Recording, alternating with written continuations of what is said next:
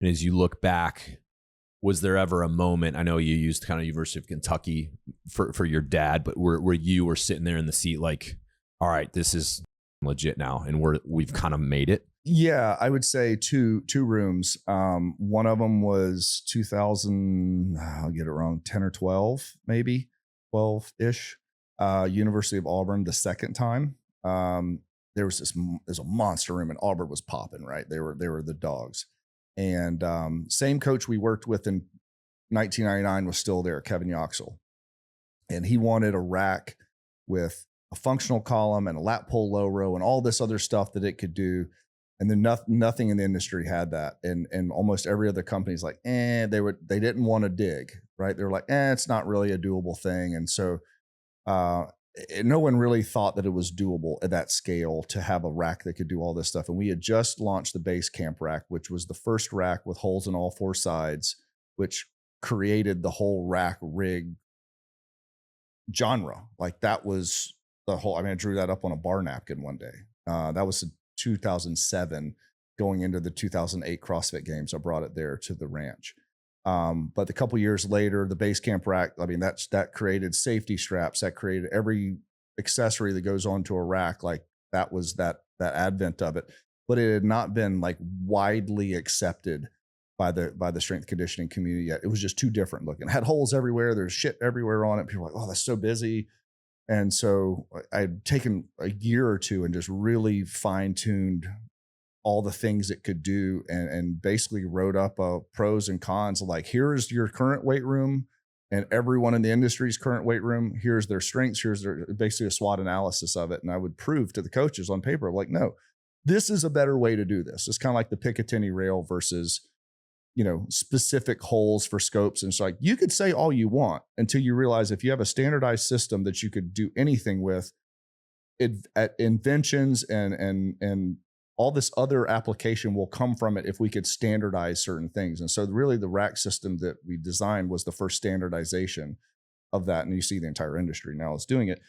But going back to Auburn, I remember Pops was doing something else. I can't remember. He was doing another install. And so my guys and we went down and installed Auburn, and it was unbelievable. It was 24 racks with 24 lat pulls, 24 cable columns, 10 sets of dumbbells up to 150s or 200s. It was 10 crazy. sets. 10 sets. It was bonkers. 8 of this, 8 of that. Yeah. It was just this. And the room was crazy. It was like so customized. Everything had a laser cut logo on it. This rack was orange with blue up accessories. The next one was blue with orange, and it went back and forth and alternating logos. it was so much to keep up with.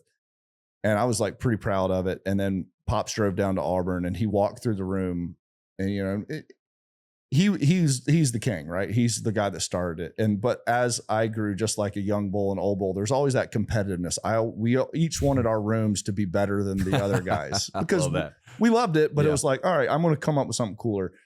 And it was like such a awesome moment for me as a son. He's an only child. I'm an only child, and you got 2 alpha bulls. He walked through for about 10 minutes and he looked at me, he goes, I couldn't have done this. Because this is the best weight room in the world. He goes, I couldn't have made this. And I'm like, holy shit. Like, did we just pass the torch? Like, and he was just like, tears in his eyes, like, good job. I'm like, all right. So I was driving home that Sunday from that job. We'd done it like Thursday, Friday, Saturday install, driving home Sunday. And my friend, Craig Fitzgerald, was at Penn State, and they just had their big scandal. And so the place is gutted. Like, morale is at all-time low. Everything is crazy. And he calls me, goes, what you doing? I was like, I'm leaving Auburn right now. He goes, how'd it turn out? And I said, it's the best room in the world. He goes, I need you up here Tuesday. He goes, send me pictures. And so I sent him pictures from my phone, literally as I'm driving, the 8 pictures of the room. And I showed up Tuesday. He picks me up at the airport. I walk in. Not only was it him, his whole staff, the president of Penn State, the athletic director, and the head coach were all standing in his office, and they had the pictures of Auburn printed out. They're like, it has to be better than Auburn. So I'm thinking like, holy shit, this is exactly what Pops heard from Tennessee and Kentucky. And I'm like, but instead of this job being 3 years old, this was 3 days old. I go, I can't do any better than that. Like that's yeah. What are you going to innovate? What am I going to innovate? I drove here, right? And he's like, no, but seriously, he goes, you know, there's something about that room you would do differently. And I was like, actually, I would have done this. And we sat there on his computer and I designed the entire weight room with all of those men standing behind me in real time. Did it right in front of them, quoted it to them, and they gave me a deposit check 2 days later.